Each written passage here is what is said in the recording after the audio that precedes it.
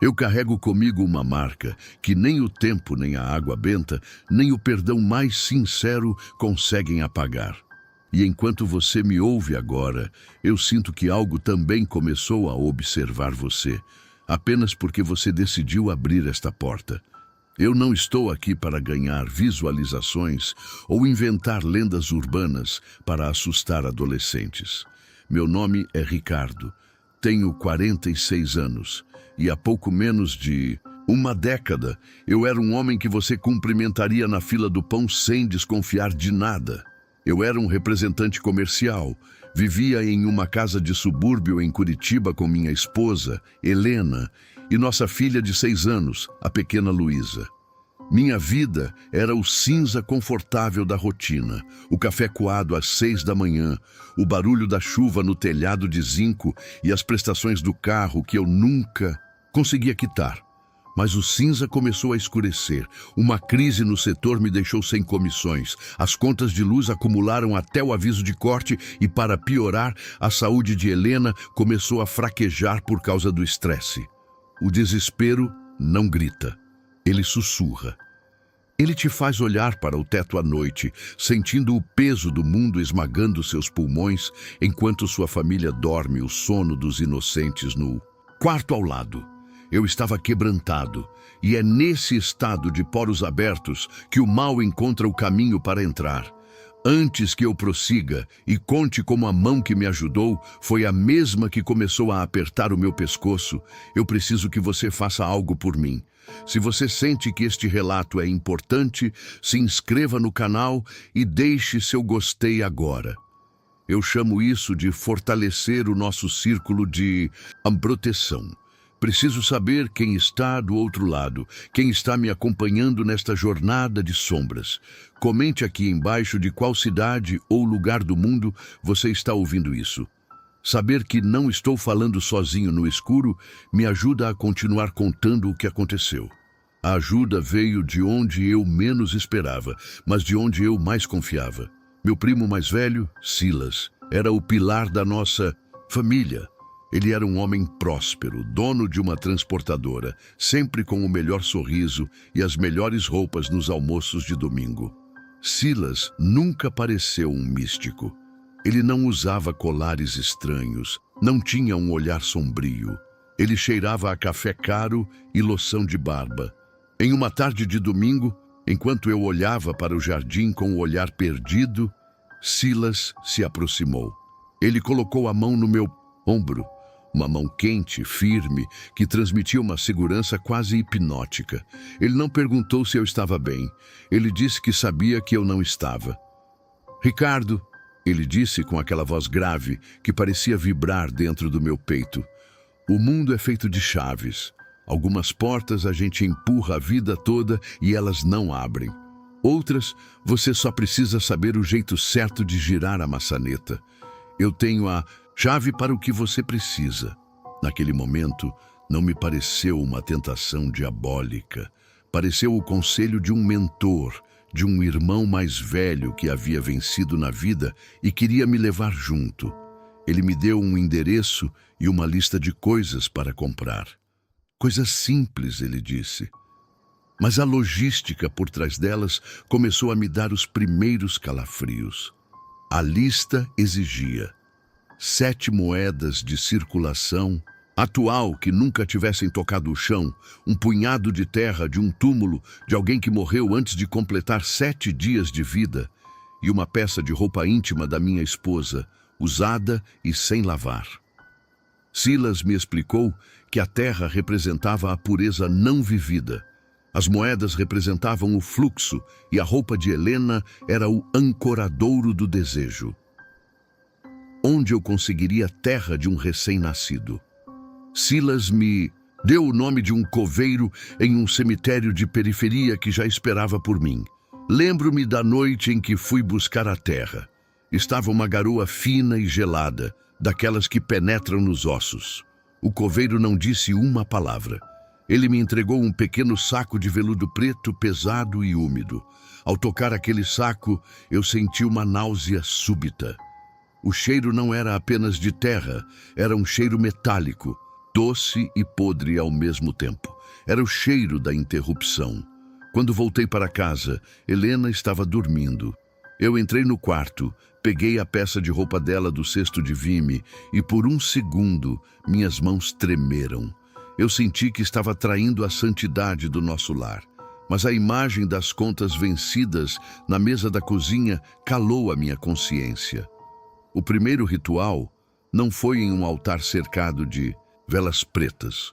Foi no meu próprio escritório, à meia-noite, conforme a instrução de Silas. Eu deveria desenhar um círculo com sal grosso misturado com a terra do bebê, colocar as 7 moedas no centro formando uma estrela e cobri-las com a roupa de Helena.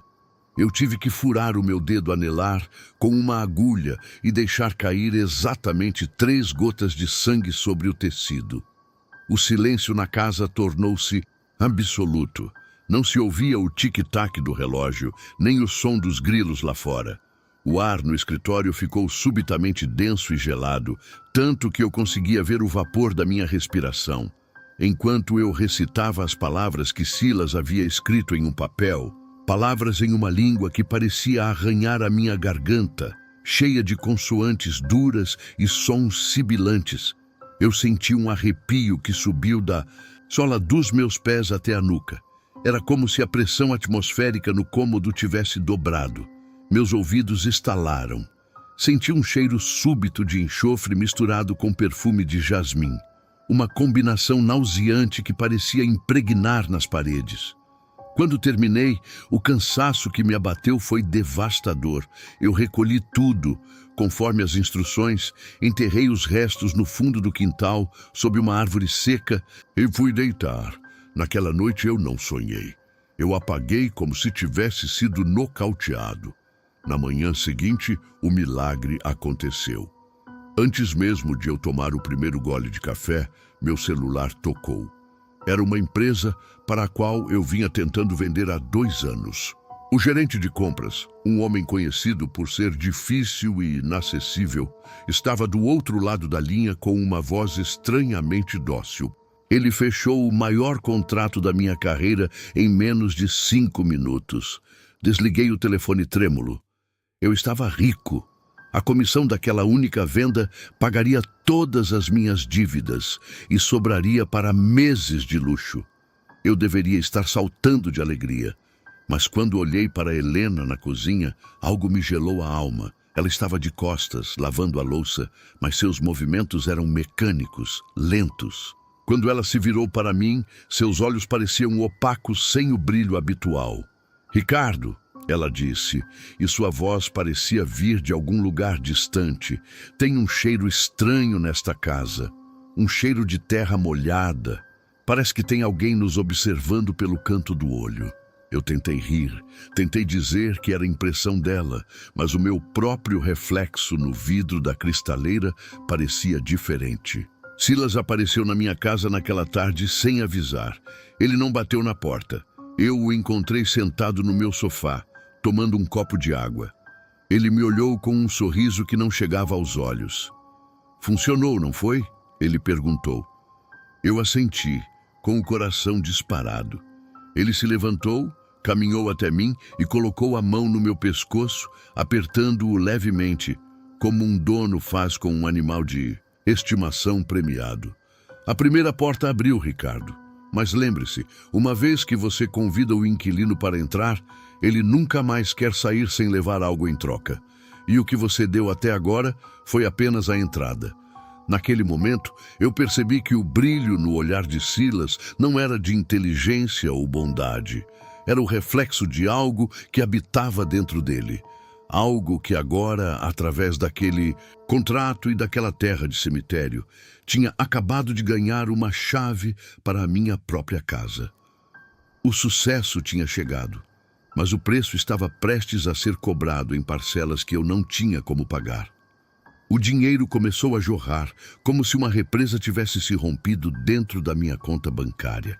Em 6 meses, trocamos o carro popular por um SUV de luxo, reformamos a fachada da casa e Helena não precisava mais se preocupar com o preço de nada no mercado. Mas o sucesso tinha uma textura oleosa. Era como se cada nota de R$ 100 que eu tocava estivesse impregnada com uma fuligem invisível que não saía com sabão. Eu estava vivendo o sonho, mas o sonho estava apodrecendo por dentro. Silas aparecia agora com uma frequência perturbadora. Ele não era mais apenas o primo próspero. Ele se tornou a sombra que projetava o meu destino. As visitas casuais de domingo deram lugar a encontros noturnos na garagem, onde ele me entregava pequenos envelopes pardos com instruções que faziam meu estômago revirar. A manutenção do fluxo, ele dizia, com aquele sorriso que parecia uma cicatriz no rosto. O primeiro ritual abriu a porta, mas as tarefas eram o que mantinham a porta aberta. A logística se tornou sombria e degradante. Silas me ordenou que eu fosse até um lixão desativado na calada da noite para coletar a carcaça de um animal que tivesse morrido de forma lenta. Eu passei horas revirando detritos e chorume sob o brilho doentio da lua, até encontrar o que precisava. Tive que levar aquilo para casa, esconder no fundo do quintal, dentro de um caldeirão de ferro fundido, misturado com vinho barato e o nome de um dos meus concorrentes de vendas escrito em um pergaminho de pele de porco. O cheiro, meu Deus, o cheiro. Era uma mistura de fermentação gástrica com algo que lembrava carne queimada. Eu sentia aquele odor saindo pelos meus poros. Eu me sentia sujo. Não por fora, mas como se o meu sangue estivesse se transformando em esgoto. E as anomalias começaram a invadir o santuário da minha família. A minha casa, que antes era o lugar do cheiro de amaciante e bolo de laranja, agora exalava uma umidade persistente. Helena começou a ficar obsessiva com a limpeza. Ela passava água sanitária nas paredes até as mãos ficarem em carne viva, chorando porque dizia que sentia cheiro de coisa morta, vindo debaixo dos móveis. Eu sabia que não era nada físico. Era a emanação do que eu estava cultivando no quintal. Certa noite, acordei com um barulho vindo do quarto da Luísa. Entrei devagar e a vi sentada na cama, olhando fixamente para o canto escuro do armário. Ela não estava chorando, ela estava conversando. O tom de voz dela era uma monotonia fria que eu nunca tinha ouvido em uma criança de 6 anos. Quando me aproximei, ela se virou e disse: "Papai, o homem sem rosto disse que você prometeu que eu podia brincar com os amigos dele daqui a pouco. O frio que percorreu minha espinha não era deste mundo. Diga-me uma coisa, você que está ouvindo agora no conforto do seu quarto ou no silêncio do seu fone de ouvido, você já sentiu aquele arrepio súbito que sobe pela nuca sem motivo aparente? Aquela sensação de que, enquanto você foca na tela, algo se moveu milimetricamente no canto escuro do seu cômodo? Se você sentiu isso, talvez o seu instinto esteja tentando te avisar de algo. Deixe sua inscrição aqui e seu gostei como um voto de coragem. É a sua forma de dizer que não teme as sombras que eu estou descrevendo, mas que as respeita. Precisamos estar juntos para que a luz deste relato não se apague. Eu tentava racionalizar. Olhava para o novo videogame da Luísa, para as joias de Helena e dizia a mim mesmo que eu estava fazendo aquilo por elas. É o preço do conforto, eu pensava. A mente humana é capaz de criar desculpas monstruosas para não encarar o espelho. Eu me convenci de que Silas era apenas um intermediário de uma força da natureza, nem boa nem má, apenas faminta. Mas o isolamento era absoluto. Eu não podia contar para Helena porque a casa estava ficando escura. Eu não podia confessar que as formigas pretas que ela via saindo das tomadas eram manifestações da minha própria ganância. Eu estava cercado por quem amava, mas vivia em um abismo solitário. Só Silas me entendia. Só Silas sabia o que eu era agora. Eu me via buscando a companhia dele não por afeto, mas porque ele era o único espelho onde eu não precisava fingir. Eu estava me tornando um estranho para mim mesmo, um parasita da minha própria vida. A cobrança final desta fase veio em uma terça-feira de neblina densa. Silas me chamou em seu escritório, um lugar carregado de livros antigos e um silêncio opressor. Ele não sorriu. Ele me entregou uma pequena caixa de madeira com furos na tampa. Dentro havia um pássaro preto de olhos vívidos, que se debatia desesperadamente.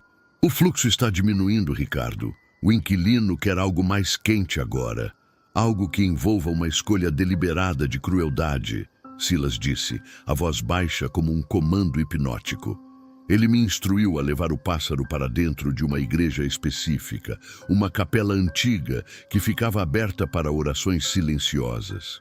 Eu deveria entrar lá, no altar, e, enquanto ninguém estivesse olhando, deveria sufocar o animal com as minhas próprias mãos, deixando o último suspiro dele ser oferecido não ao Deus daquela casa, mas ao que habitava a minha.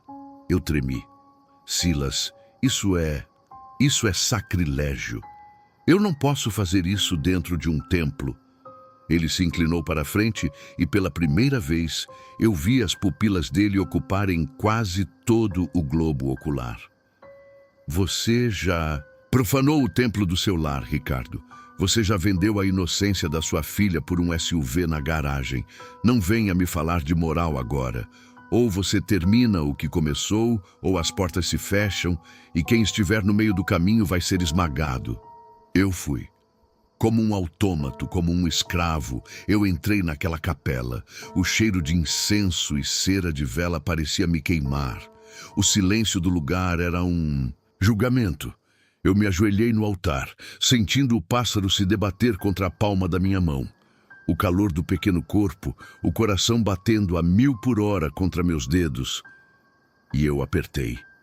No momento em que o último espasmo do pássaro cessou, o som de um trovão seco ecoou mesmo sem nuvens de chuva. As velas do altar se apagaram instantaneamente. Eu saí de lá sentindo que tinha deixado o resto da minha humanidade naquele tapete vermelho. Eu tinha cruzado a linha de não retorno. Eu não era mais um homem que cometeu um erro. Eu era um agente da escuridão. Ao chegar em casa, a luz da sala estava apagada. Helena estava sentada no chão, no escuro, com um par de tesouras na mão. Ela estava cortando todas as fotos da nossa família onde eu aparecia. Eles chegaram, Ricardo. Ela sussurrou, sem olhar para mim. Eles disseram que agora você é um deles e que a casa não pertence mais a nós. Eu olhei para cima e vi no teto da sala uma mancha de umidade negra que formava perfeitamente a silhueta de uma mão colossal, como se algo estivesse segurando a nossa casa por cima, pronto para esmagá-la a qualquer momento. O desespero finalmente tinha nome e a cobrança total estava prestes a começar. O silêncio que se seguiu à morte daquele pássaro não era paz. Era o som de um gatilho sendo puxado. Quando voltei para casa e vi Helena no chão, destruindo nossa história com aquela tesoura, eu soube que o contrato tinha mudado de mãos. O fluxo não era mais financeiro. Agora o que corria era o dreno da nossa existência. Silas apareceu na porta da cozinha. Ele não bateu. Ele não pediu licença. Ele estava parado sob o batente, mas parecia maior do que a porta. Suas roupas impecáveis agora pareciam panos fúnebres pendurados em um esqueleto. O cheiro de café caro tinha sido substituído por um odor de terra de cemitério fresca e algo mais. Algo como carne de porco deixada ao sol por dias. A última tarefa, Ricardo, ele disse. Sua voz não era mais grave e acolhedora. Era um som de 2 metais se esfregando, um ruído que vibrava nos meus dentes. O inquilino está com fome, ele quer a Luísa. O mundo parou. Meu coração deu um solavanco tão violento que senti um gosto amargo na boca. Não, eu sussurrei. Minhas pernas tremiam, mas algo ancestral despertou no meu peito. A Luísa não, leva tudo, leva o SUV, leva o dinheiro, leva a casa, mas a minha filha não. Silas pendeu a cabeça para o lado. O pescoço dele estalou. Um som seco, como um galho quebrando no inverno. Você não entendeu, não é?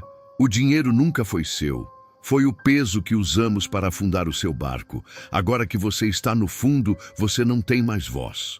Eu disse não, gritei, avançando um passo. A máscara de Silas caiu. Não foi metafórico. A pele do rosto dele pareceu perder a aderência ao osso. Seus olhos se reviraram, ficando totalmente brancos, e a boca se abriu em um ângulo impossível. O que estava diante de mim não era meu primo. Era um invólucro, uma marionete de carne usada por algo que nunca teve nome, mas que tinha fome desde o início dos tempos. A presença espiritual dele expandiu-se, tornando o ar pesado como chumbo. Eu caí de joelhos, sufocando. Naquele instante, a casa se rebelou.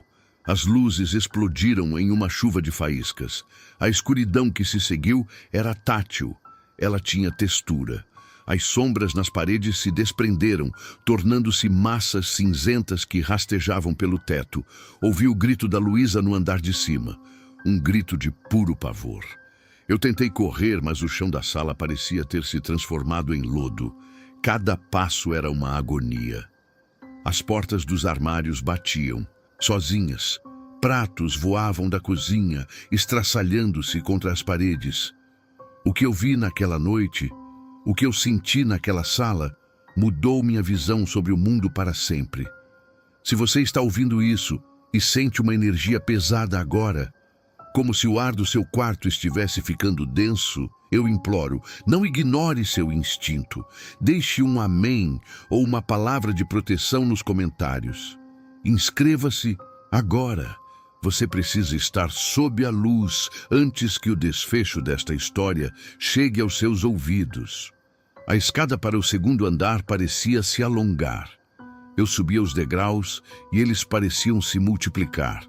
O frio era tão intenso que meus lábios racharam. Eu ouvia sussurros em uma língua gutural vindos de dentro das paredes. Propriedade, dívida, carne. Cheguei ao quarto de Luísa. A porta estava trancada. Eu a esmurrei com toda a minha força, mas era como bater em uma placa de aço. Lá dentro, o som de algo pesado sendo arrastado.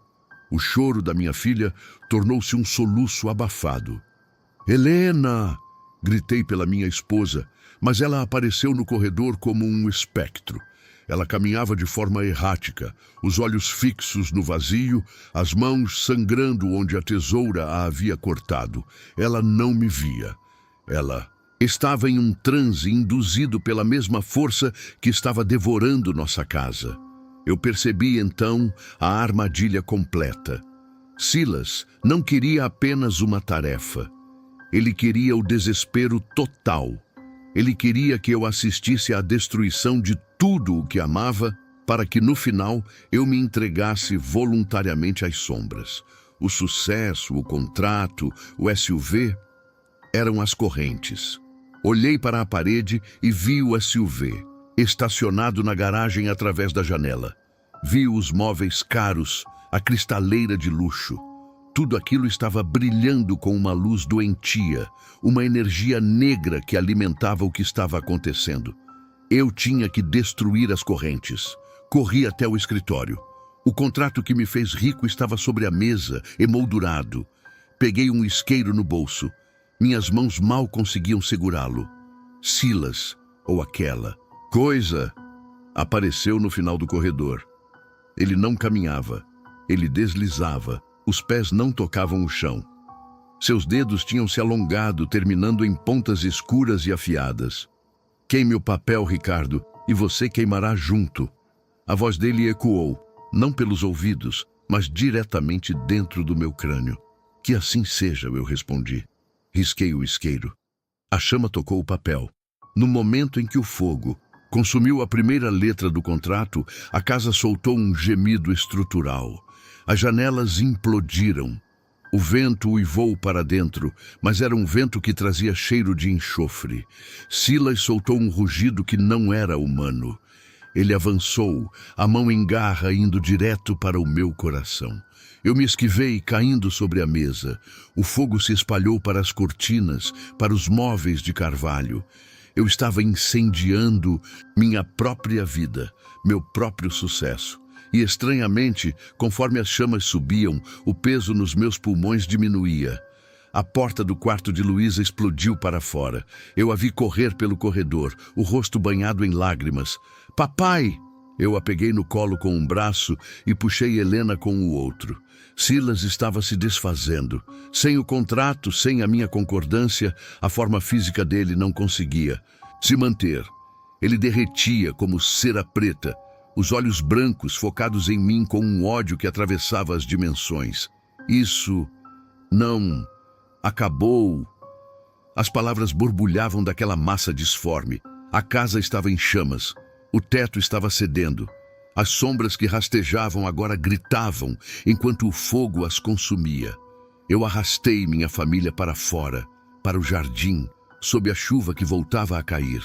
Caímos na grama, ofegantes, enquanto a construção de 2 andares, o símbolo da minha ascensão, se tornava uma pira funerária para o meu ego. Eu vi o vulto de Silas, ou do que restava dele, parado na janela do andar de cima enquanto o telhado desabava. Ele não queimou. Ele simplesmente se dissolveu na fumaça preta que subia para o céu. Estávamos vivos. Estávamos na rua, sem nada além das roupas do corpo. Mas pela primeira vez em anos, o cheiro de terra de cemitério tinha sumido. Contudo, enquanto eu abraçava Luísa e Helena, olhei para as minhas mãos. Elas estavam negras, não de fuligem, mas com marcas que pareciam tatuadas sob a pele. Eu sabia que a libertação não seria tão simples quanto um incêndio. O inquilino tinha ido embora, mas ele tinha deixado as chaves com outra pessoa. E eu sabia que precisava de uma força maior do que a minha se quisesse sobreviver ao que viria a seguir. A guerra espiritual estava apenas começando. A ajuda não veio com coros de anjos ou uma luz cegante. Ela veio em uma pequena garagem de alvenaria, com paredes descascadas e um grupo de 10 pessoas que cheiravam a suor e fé cega. Silas me disse que eu pertencia às sombras, e por semanas eu acreditei. Minha alma parecia um tecido podre que se esfarrapava a cada oração. O processo de libertação foi uma cirurgia feita a seco, sem anestesia. Lembro-me do pastor, um homem de mãos calejadas pela obra e olhos que pareciam perfurar a neblina que me cercava. Quando ele colocou a mão sobre a minha cabeça, eu não senti paz. Eu senti um incêndio. O que estava dentro de mim, aquele inquilino, que eu mesmo convidei, não queria sair. Eu me contorci no chão frio daquela igreja por horas, que pareceram décadas. Eu sentia minhas articulações estalarem, ouvia sons saindo da minha própria garganta que não eram humanos. Eram ganidos de algo que estava sendo arrancado da raiz. Cada oração era como um gancho de ferro puxando as vísceras da minha alma. Quando finalmente acabou e eu vomitei um líquido negro e bilioso no chão, eu não me senti vitorioso. Eu me senti oco. Parte do que eu era foi arrancado junto com o mal, deixando um vazio que nenhum ar puro consegue preencher. Eu salvei minha família, mas o que sobrou de nós são apenas ruínas humanas. Hoje, vivemos em um apartamento pequeno, longe de Curitiba, tentando reconstruir o que o fogo não levou. Mas o fogo não levou as marcas. Helena me olha, mas não me vê. Ela cozinha em silêncio. E quando minha mão encosta na dela por acidente, ela se retrai como se tivesse sido queimada por uma brasa.